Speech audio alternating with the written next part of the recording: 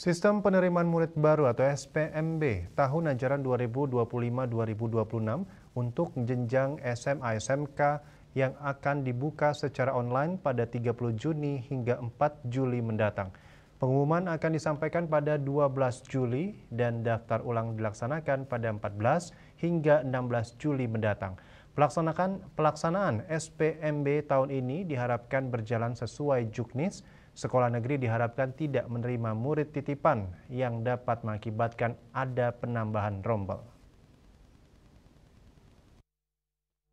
Jadwal sistem penerimaan murid baru SPMB tahun ajaran 2025-2026 untuk jenjang SMA SMK akan segera dibuka. Juknisnya tidak jauh berbeda dengan pelaksanaan penerimaan murid baru tahun sebelumnya. Ada 4 jalur yang dapat dipilih siswa pada penerimaan murid baru pada SPMB tahun 2025.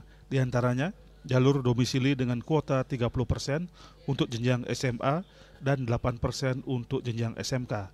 Jalur afirmasi dengan kuota 30% untuk jenjang SMA SMK, jalur prestasi sebanyak 35% untuk jenjang SMA dan 60% untuk jenjang SMK, serta jalur mutasi sebanyak 5% untuk jenjang SMA dan 2% untuk jenjang SMK. Meskipun SPMB baru dibuka pada 30 Juni mendatang, sebagian besar sekolah swasta dari jenjang SD, SMP hingga SMK, SMK telah melaksanakan sosialisasi terkait penerimaan murid baru.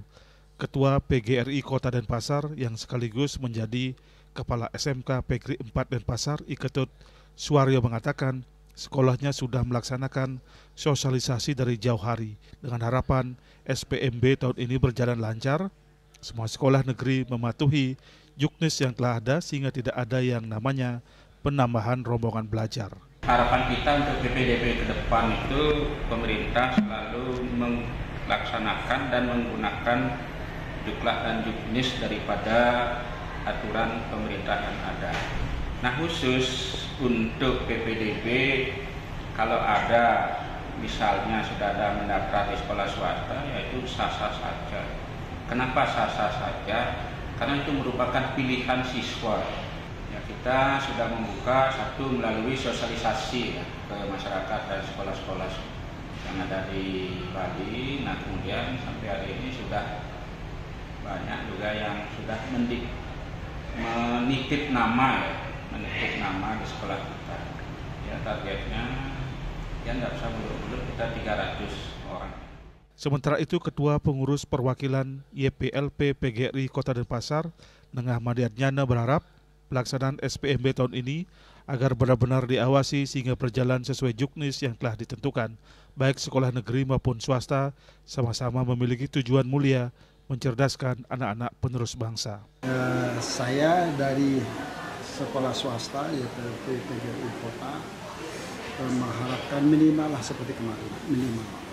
Ya, kalau bisa supaya lebih diketatkan lagi sehingga sekolah swasta yang sama-sama ingin mengabdikan yayasannya atau lembaganya itu untuk mencerdaskan anak bangsa. Ya. Dan kita bukan bisnis oriented, kita adalah mengabdi untuk kepentingan anak bangsa. Dalam SPMB tahun ini, Madiatnyana mengajak para orang tua maupun calon peserta didik baru untuk tidak memiliki mindset negeri-minded, namun harus memperhatikan kualitas sekolah, fasilitas maupun manajemen sekolah yang akan dipilih. Diharapkan pula SPMB tahun ini tetap mengikuti juknis dan ada pengawasan ketat dalam pelaksanaannya. Sukma, Bali TV.